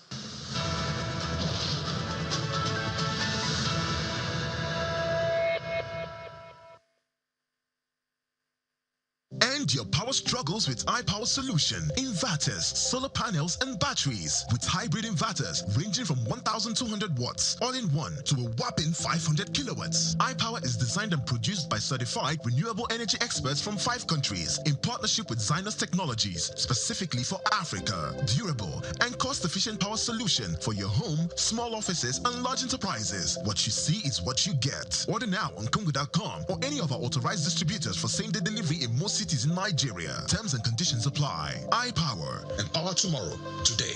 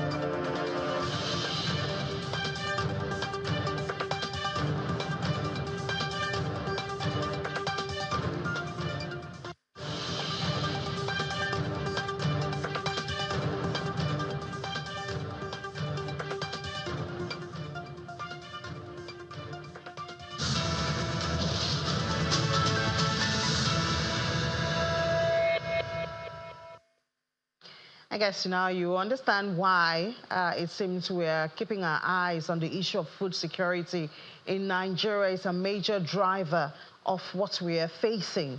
It's a major driver of inflation in the country, and of course, other things follow. So we're still staying with that July MPC decision, but let's look at the markets now, see how the markets reacted yesterday. But that announcement was made later yesterday, so we cannot say that. That's why the markets closed the way it did. The NGX, we see lost 0.08%, but still around 100,000 at 56.89 trillion. I lost 47 billion naira. I guess today we'll see some reactions to it. The sectors yesterday, banking had a lot of profit taking, 0.67% down. It was the only one the previous day that was in the green. So it's investor sentiment or follow. Industrial goods was unchanged. Insurance and the negative. Oil and gas has not been moving. Again, back to that. And then we look at the fixed income market yesterday.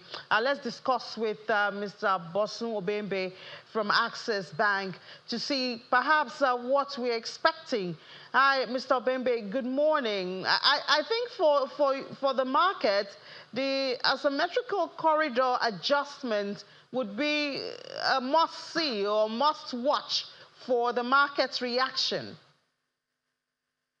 Good morning. Yes. So the asymmetric corridor, the adjustment to the asymmetric corridor wasn't something the market expected. The increase in the MPR, the market anticipated that there should be an increase, given that the next MPC meeting is in 2 months' time. So it's a forward-looking increase in the MPR. But the asymmetric corridor, given the system liquidity, system liquidity currently is in repo. When system liquidity is in repo, it means that banks are actually borrowing from the CBN. So with the adjustment of the asymmetric corridor to plus 500 minus 100 basis point, what that implies is if a bank wants to access a fund from the CBN window, the bank will have to pay 36.75% as interest.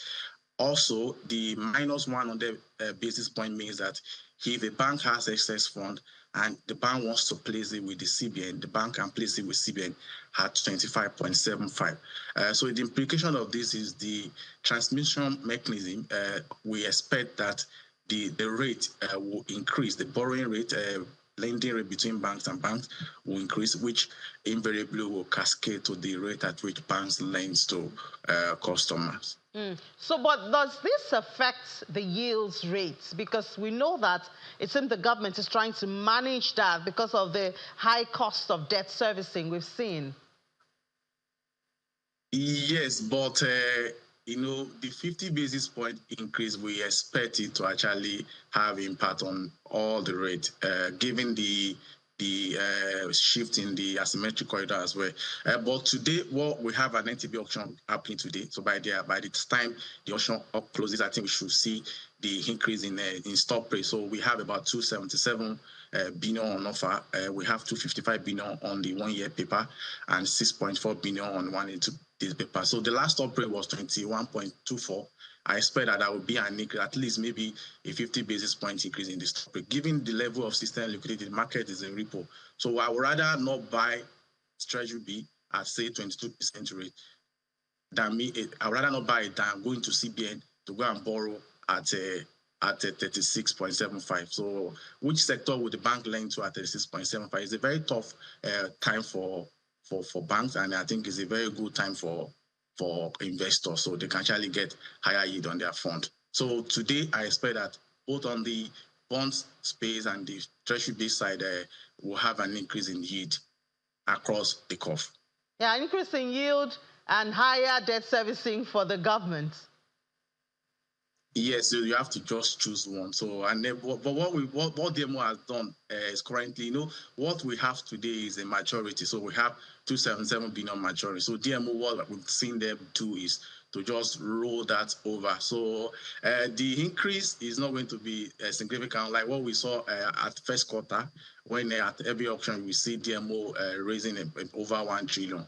But what we've seen so far is just an increase in they just maintain the amount maturing, but at an increased cost. But like I told you, there is no fund to actually subscribe, so we might not see that level of subscription at today's auction. Yeah, but subsequently, don't we expect to see that reflecting? I think maybe by the time the DMO, we've been talking about the Eurobond, so maybe the government might look at maybe borrowing through the Eurobond, which is a bit cheaper. But you have to just choose one. To entice foreign investors to come. We need this lot of money. To entice foreign investors to come, you have to increase rate. So, and to fight inflation too, you have to increase rate. So maybe by the time inflation starts coming down, then we can see yield too, maybe yield coming down. But for now, I think it's hop up. All right, Bosso Baby, thank you so much for your views this morning. Thank you for having me. All right, so that's much we can take on Business Morning. Laddie Williams will be here with Anity Edet, and we can expect we'll have some inside information on the MPC decision. That's 1 p.m. You want to join Laddie by then. But let's head back to the Sunrise Daily Studios. I'm John McQuarrie.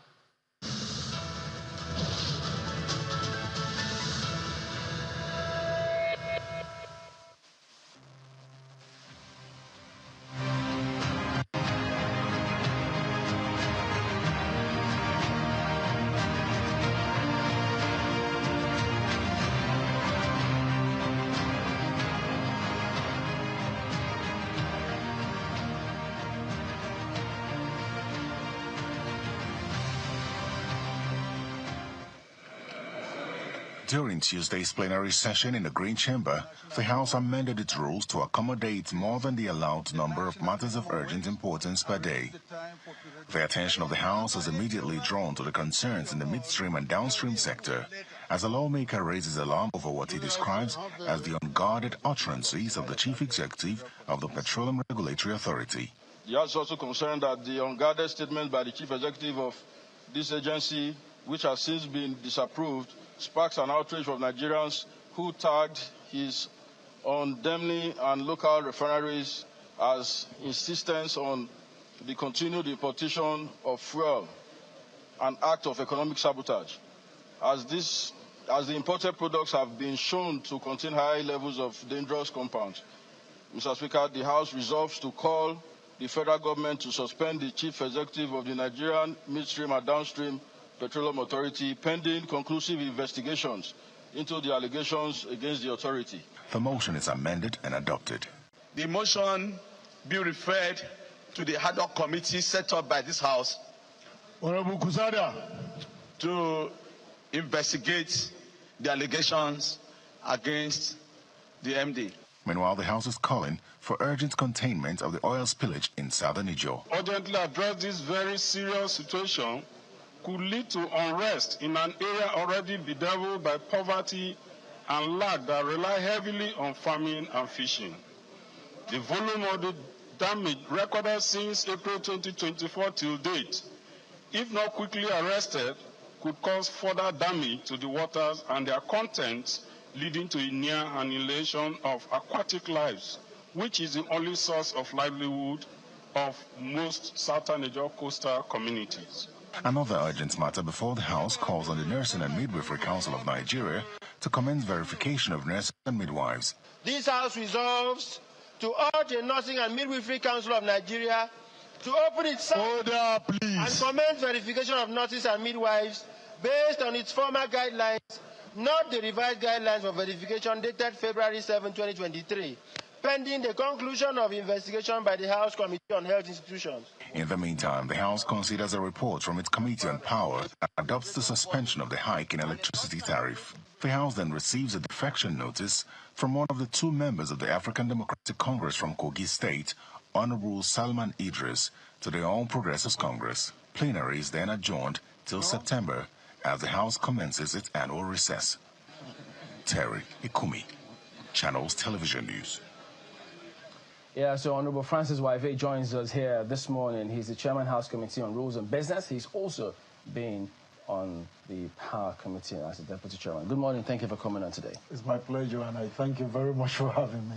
Yeah, so some interesting developments on the floor. So talk us through what went on with that back and forth about the NNDPRA. So as things stand today, what is his position? Is he suspended? Have they adopted it? Is it forwarded to the president? What next? Well, the House has no powers to carry out executive functions. To suspend them will be an executive function. What the House has done is to persuade the executive to do that. By a resolution of the House, every motion that passes on the floor of the House, that is adopted on the floor of the House, is meant to persuade the executive. To act on that is now within the powers of the executive. You know, the doctrine of separation of power in the presidential system of government. So we have done our bit. The ball is now in the court of the executive. So they will examine what we have done. The clerk to the House will transmit through the clerk to the National Assembly to the presidency, from where it will get to the ministry, the relevant ministry, and then action will be taken or not, depending on the... But that notwithstanding, we are going to carry out our own investigation. So it's interesting you're asking for a suspension even before you have carried out an investigation. Yeah, the truth is he has not denied making those statements. And those statements are weighty on our economy, on the petroleum sector, on the lives and properties of Nigerians. Those are very serious allegations.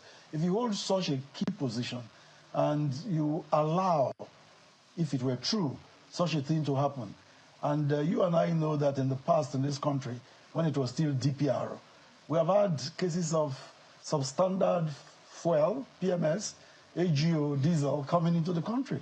And many plants and machineries, vehicles were destroyed. So it means that these people in these positions of authority do not do their job. If they do their job and you do pre-inspection or post-inspection, those low quality will not get into the country. So which one of the statements are you referring to now? I'm referring to the statement on the Dangote refinery and the quantity of sulfur and all of that that's in it, and the quality of the production of local refineries, the few little ones that we have. That statement would discourage investment.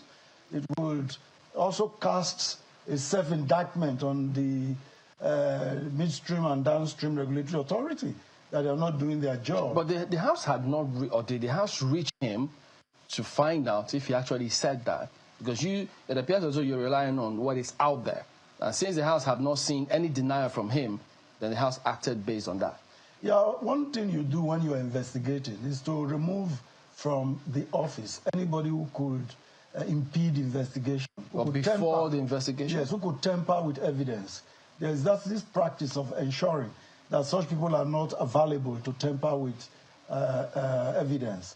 That's the area we are looking at. But in the nature of suspensions that we have seen in Nigeria, oftentimes it's more punitive. We rarely see people return to position even though they're suspended in the name. And we saw that with MPA. We saw that with the Ministry of Humanitarian Affairs only recently. So when you call for a suspension, what it does appear to mean is that conclusions have been reached, and what we're asking for is that this person be suspended, and the excuse is that, oh, well, we're about to carry out an investigation.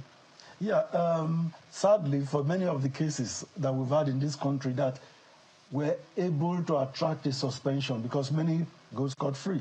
But the ones that were able to attract a suspension were such that they are undeniable. The evidence was too much on the face, such that by the time the suspension is carried out, the individual knows that that's the end of the road. But I personally am looking forward to a time where integrity of public officials will be such that somebody can even offer to step aside. And my hands are clean. Investigate me. That's the kind of situation I want us to get into. Look at what has just happened in America. The chief of the Secret Service in the U.S. has stepped down, resigned, because of the near miss on former President Trump. That's the kind of thing we should expect in our country, where people have integrity and are able to defend their integrity, to be able to even say, I'll step aside until you finish. And when you are through, I get my honor and I serve my country with respect and dignity. That's where we should be going to. Yeah, but usually what happens, what we have seen over the years, that for people who actually even volunteer to do so, they find themselves fighting, not even to be reinstated, but at least for their names to be cleared. In the House of Representatives, where there was a speaker, the female speaker, the very first female speaker, that was precisely what happened. She fought for her name to be cleared after allegations were brought against her, and those allegations were found not to have been true. No, that's one case apart, because if you look at it generally, you will hardly find any other, maybe one or two other, but hardly you find any other. But in a particular case, if you look at the circumstances of that matter, it had to do more with politics. It had to do more with gender. It had to do more with power. Those are the kind of things around it. And she was wanting to avoid that toga of an impeached speaker, and because it was coming, it was looming, that based on gender issues, political issues, maybe some religious issues too, she knew she was not going to survive this. So the honorable thing to do is what she did, and I commend her for that. The fact that she didn't come back does not mean that if you are suspended, you wouldn't come back. What it simply means is that the people had their way. Those who were going to use all this to fight her. The point I'm making is that many years later on, she had to come back to the House for her name to be cleared. She requested the House of Representatives to clear her name. Yes. Yeah, that's the point I'm trying to make. Whatever investigation happened, you know... No, the investigation in that case was not an investigation. That was a political issue. But what we're talking about now is something that has to do with the lives and properties of Nigerians, which is the primary business of government. Yeah, but Honorable, about this particular matter, if the House is of that opinion, or the members, concerning the NNDPR reports, what about the Chairman House Committee for that sector? How did they... But they've been there all the while, haven't they? And then, assuming these allegations were true, that there's substandard petrol in this country, and they've been there. The House... They were supposed to oversight. Yeah, but the House Committee on... midstream and downstream and all the others on petroleum do not have the primary responsibility of going from petrol station to petrol station or from tanker to tanker. In other words, they cannot do anything. To go and test. They don't have the necessary training to be able to test these things. What we do as Parliament is to be able to use consultants to look at what has been done by these agencies that we oversight. Did that happen? Oh, yes, that's why you're having this kind of... currently, there's an investigation going on, you will know, of the Joint Committee on Midstream and Downstream. Which one is it? The time that there was dirty fraud in the country some years ago? No, the one on Monday. The one that was inaugurated on Monday. I'm not talking about the one on Monday. It's an example. No, not the one on Monday. Yes, it's because an example of... this one on Monday is a recent one. Yes. There has been several cases where there's bad food in this country, and the Assembly has said we were going to investigate. The public hasn't heard anything whatsoever about some of those ones. No, every investigation that the House carries out, there is always a report that the committee submits back to the House. I'm Chairman of Rules and Business. It's my business to ensure that when a committee is set up ad hoc or a standing committee is given an assignment, when they bring back their report, I prepare a portion of the order paper for presentation of reports. So all such reports are presented in plenary. Then the Committee of the Whole now looks through those reports and approves them. When they are approved in Committee of the Whole, the result is usually transmitted via the Clerk of the House, through the Clerk of the National Assembly, to the Executive. What the Executive does with it is beyond the powers of the House. We don't execute. We bring about our recommendation. And if the Executive decides not to do anything with it, we have played our role. What would you say to those who think that there is already an issue of bias here? Because not only did the leadership of the House visit the refinery, conducting some investigation, which we reported, you know, then now they are asking, there was an inauguration of a committee investigation on Monday, and then barely had the committee started sitting, and they're asking for the suspension. The House, from what many know, has conducted quite a number of investigations, some perhaps a little more serious. We remember the subsidy issue, and all of the ministers and those who appeared before the committee were in their offices till the end of that particular investigation. Maybe that's why we want to do it differently this time. But I would also say that if you look at the chronology of how these events have unfolded, the committee does not just start sitting on Monday after the visits by the leadership on Sunday. For a committee to start such a work, first there must be a motion, and it must pass on the floor. And then the clerk of the House will now issue, from the votes and proceedings, to the chairman of such a committee, the authority to, you know, commence work. And then publications will be done in national dailies. You know, letters will be written to stakeholders. All that preparation has been going on even before the visit of the leadership on Sunday to the refinery. So it's not, they're not connected in that sense. How would you rate the optics of that, though? Coincidence, and this kind of things happen. Coincidence? Yes, because this motion had been on ground, and then stakeholders had been invited. Maybe the Dangote people must have also tried to clear their name by saying, come and see, you know. But if they had waited, or perhaps had invited the committee in charge, that would have been a different story, and you'll be asking the question you're asking now. But if you recall, this invitation to the leadership of the National Assembly had been given long before now. And the date that was agreed on, the leadership was not free. Eventually, the Senate leadership was free earlier than the House leadership, and they had visited, you know. So it's just the House leadership that went on Sunday, and then on Monday this started. So there's no correlation, really. It's just coincidental. And the aim is for Nigerians to get the best out of governance for our country. Another thing also highlighted is the decision to, asking NERC and DISCOs to, stop the Band A. What exactly is going on? How is that? I know this is not the first time this call is coming through. Yes, that motion is a motion of urgent public importance, and it passed on the floor. As a parliament, we are the people's house. We get the feeling of our people, and we speak on their behalf. Having passed that motion, many of us, particularly in the rules and business, we are looking at the act that set up the NERC NEC. And that's an act of parliament. And we find that NEC is empowered to do what they have done by law that we put in place. So with the actions that are going to follow that motion will include inviting NEC for a roundtable discussion. Did they violate the rules, the process and procedures? It will be too early to judge that until we talk with them. But the point is, we are not even looking at the processes and procedures. We are looking at the impact on Nigerians. Yeah, so we are thinking of how that can be ameliorated. But and perhaps there will be some discussion in terms of appeal, more assuasion. Is it about appeal? You made the law.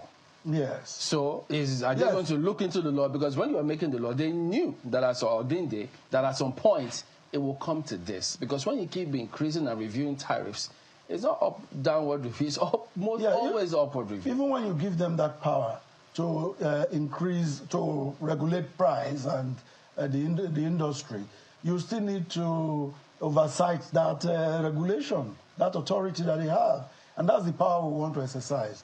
The problem here really is that the value of the Naira is impacting on the price, I believe, and the investors in the power sector, particularly the GENCOs, they are being owed in the trillions of Naira as we speak. So investments into the sector is becoming challenging. But meanwhile, the Nigerian people, particularly those on the popular band A, are finding it difficult to... Popular? Okay, notorious or infamous band A. Okay. Please. They are finding it difficult to cope, particularly industrial concerns that are under these... Schools as well, universities, businesses that are under this band A.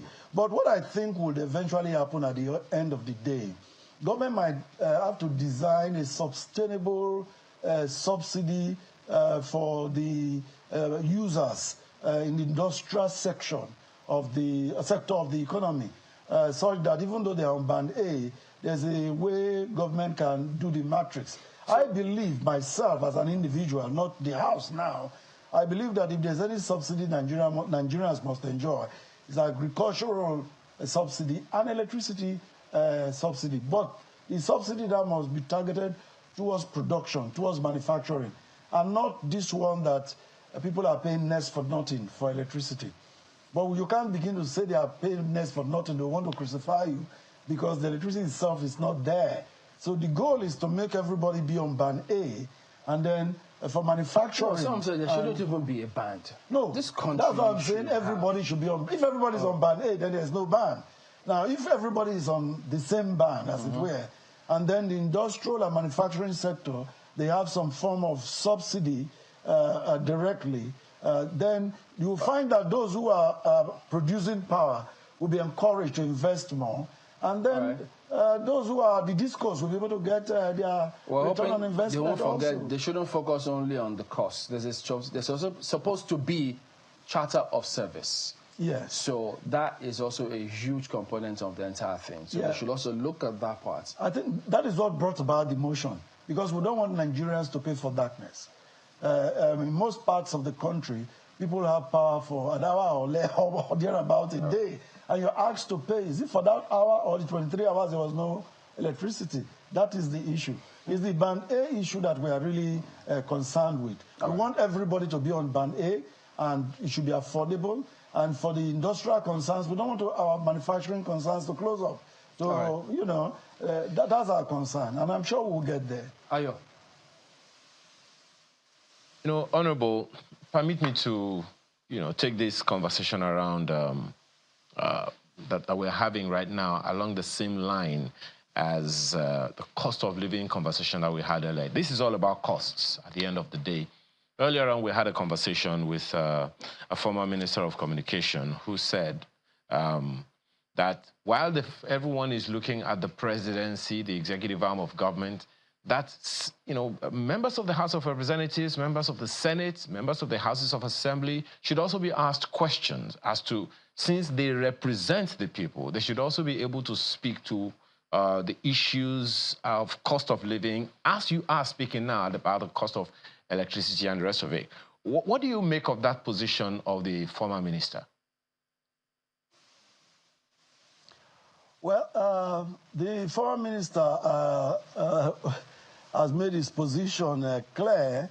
I also believe that at every point, at every tier of government, every level of government, every arm of government, those who hold public positions should be held accountable. And for us in the House, we are showing that empathy. Very recently, we made a donation, and other than the donation as individuals, we are also making a lot of contribution to the alleviating the challenges, the sufferings of our people. The challenge, anyway, is that Nigerians are focused on the national, the federal government. Hardly do people turn the searchlight on the subnationals. And now we are going to be having funds given directly to local governments. And there need to be that same searchlight turned on all tiers of government. Because if that is done and efforts are made on every level, federal, state, and local, then we'll be able to ameliorate the problems that Nigerians are going through right now. For us as legislators, we are doing a little bit. It's just that we are the whipping boys of Nigeria's democracy. And that's not surprising because in the many years of military rule, there was no legislature. So our people don't know how to appreciate or understand the job that the legislature does. Particularly, again, with the fall or absence of local government administration, many of us in the legislature have now been entrusted or encubered with the jobs of local governments. You build classrooms in primary schools, you take off hospitals, you take off the social needs of your people. You even try to grade and tar roads as a member of parliament. That is not done in the civilized world. But we'll get there. Our democracy is maturing. We are the whipping boy at the moment. But a day will come when Nigerians will appreciate that we need a parliament to hold the executive accountable and to oversight what executive ministries, departments, and agencies of government are doing. We are doing our bit. And if everybody at every tier of government does the same, Nigeria will be a better place. Well, as much as, I mean, that is appreciable. And I always contend, you know, whenever people are asking the legislature, members of the legislature, representing them at the federal or state levels, to perform executive functions, I'm just wondering whether or not we're even doing enough to educate the people about the real functions of the legislature. Well, now, to this vexed issue, I mean, we are told that the National Assembly is on recess now into September. What would you counsel your representatives, well, your colleagues in the National Assembly and other legislative houses all across the nation, especially the people in the National Assembly, now that they're on recess? We understand that these protests, these high cost of living protests, which includes everything, including cost of electricity and all, is going to happen at the time that the National Assembly is on recess, what would be your counsel? What intervention would your members, would you propose that your colleagues in the National Assembly should, execute to ensure that these things don't spiral out of control? Yeah, that's a very good question. It's something that Mr. Speaker, His Excellency, the Right Honorable Tajuddin Abash, PhD, what he has been emphasizing in the last couple of days. During this retreat, many of us will be going back to our constituencies and meeting with our people, talking with them, town hall meetings, and as much as possible, sharing with them that which we have the opportunity to assess. For me particularly, this last week, over 300 households got palliatives, household items, rice, beans, gari, and all that from me. And I know that many of my colleagues are doing that across the country. And during this vacation, or recess as we call it, many of us will be doing just that. We'll be scattered all across the country doing that for our people. I know that there will be hardly any of the 360 constituencies that will not have an impact during this recess, because we determined to go back, join our people. We are the closest to our people of all arms of government, and we are not going to run away from our people. We are going to get there and make sure that they feel our impact. And by the time we are coming back from recess, we'll be coming with a feedback from our people, where the two pinches, what more government needs to do. So by the time we come back on the floor, you will be expecting a lot of motions and bills that will be coming back from our people as a feedback of what we saw and experienced during this recess. So it's a good time and it's a good one, and you can watch out for what many members of the National Assembly will be doing across the country. Well, just that, as at yesterday, quite a number of members traveling out of the country ahead of the purported August 4th. No, not necessarily. Not necessarily purported because of that. If you check the statistics, during this holiday, usually, many people travel this summer. For instance, so this summer coincides with this protest? The summer coincides with the protest. Okay. But many people will be coming back. Myself speaking, I would definitely be abroad for a couple of days. But I'm going to come back. In fact, before going, I'm going back to Ughelli. Ughelli North, Ughelli South to do, and I'll be meeting with my people and sharing with them, spend some time with them, and then I'll travel, take some rest, and then perhaps meet with my people in the diaspora. And then I'll come back and continue that. Diaspora constituency. Oh, yeah. The constituency in the diaspora. Honorable Francis Waibe, thank you for coming on this morning. It's my pleasure always. Thank you for having me. Oh, yes, we do have some feedback. This is from Monoka Enakena, professor. He says both the presidency and the federating unit must come together with interventional programs that will resolve this economic crisis and poverty, ravaging almost 60% of the population. They must rejig their clownish, voodoo economic policies and implement fiscal stimulus policies and programs that will put food on the table of severely impoverished Nigerians. Food for thought. Well, thank you for your messages. That is the show today. We also thank you for watching. We'll see you next time. I'm Chamberlain Uso. Goodbye. Why does it feel like Friday? I don't know why. But thank you for watching this Wednesday. You still have at least 2 days to go. Yet. No, not yet. Thank you. I'm Malkwe Yusuf. Always remember, Malkwe, every time you talk about it, Friday is when hard copy comes. When it's not hard copy day, then it's not Friday. Have a wonderful rest of your day. I'm Ayo Makinde.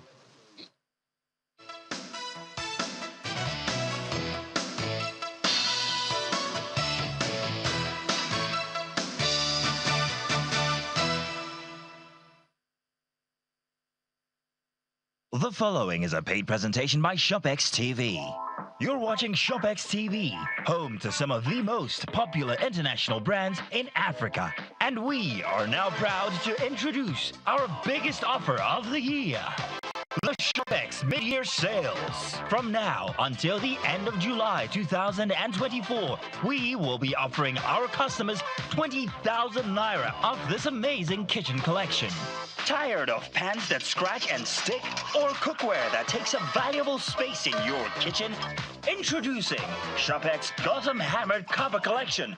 You would normally pay up to 364,950 naira for the 10-piece Gotham Hammered collection. But call the number on your screen now or scan the QR code and get the entire collection for just 344,950 naira, saving you 20,000 naira. But wait, if you order now, we will upgrade you to the 21-piece Premier Kitchen Collection at no extra charge, and also include one Oil One food processor that blends, grinds, chops, dices, pounds yam, and makes smoothies in seconds. All for just 344,950 naira only. Place your order now and we'll deliver the entire collection for free anywhere you are in Nigeria. The proceeding was a paid presentation brought to you by ShopX TV.